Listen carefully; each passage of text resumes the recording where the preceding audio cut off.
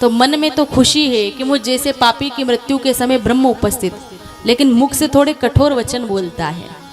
वह राम से कहने लगा कि प्रभु आपने मुझे क्यों मारा?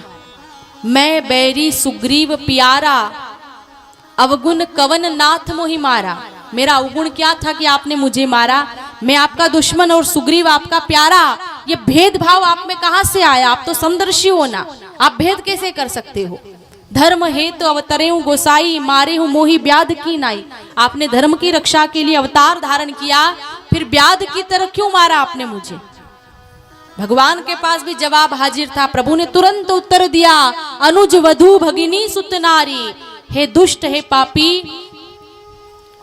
अपने छोटे भाई की पत्नी, अपनी पुत्र वधु, अपनी कन्या और अपनी बहन, इन चारों के साथ में व्यक्ति को बेटी के समान व्यवहार करना चाहिए, लेकिन तूने अपने छोटे भाई की पत्नी का अपहरण किया, उसे अपने शयन कक्ष में रखता है, भाई की पत्नी के प्रति तू गलत भाव रखता है, कुदृष्टि डालता है, तो तू पापी नहीं तो क्या है? और पापी को मारने के लिए ही मैंने अवतार लिया है। ऐसे पापी को मारने में पाप नहीं लगता। तू दुष्ट है, पापी है, इसलिए तेरा वध किया मैंने।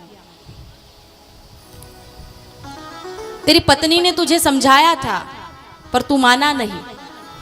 जो ये बात कही तो बाली समझ गया कि ये ब्रह्म है, क्योंकि पत्नी तो घर में बोली थी, इनको कैसे पता चला?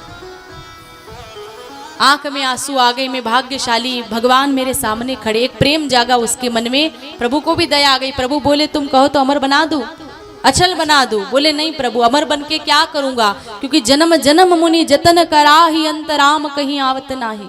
मुनिगण जन्मों जन्मों तक आराधना करते हैं, फिर भी अंतकाल में राम जी का दर्शन नहीं होता, राम नाम नहीं आता मुख पर। मैं भाग्यशाली कि मेरी मृत्यु पर भगवान स्वयं यहाँ पर खड़े हैं। मेरा कल्याण कर दो प्रभु। बाली आंख बंद करने की तैयारी में था, तभी उसका जवान बेटा अंगद पास आकर के खड़ा हो गया। मरने से पहले बाली ने बहुत अच्छा काम किया। अपने बेटे अंगद का हाथ लिया और राम जी के हाथ में सौंपते हुए कहा, प्रभु ये मेरा बेटा अंगद है, इसके अंदर मेरे जितना बल है, शक्ति है, आप कृपा करके इसे अपना दास बना लीजिए, इसे अपना सेवक बना लीजिए।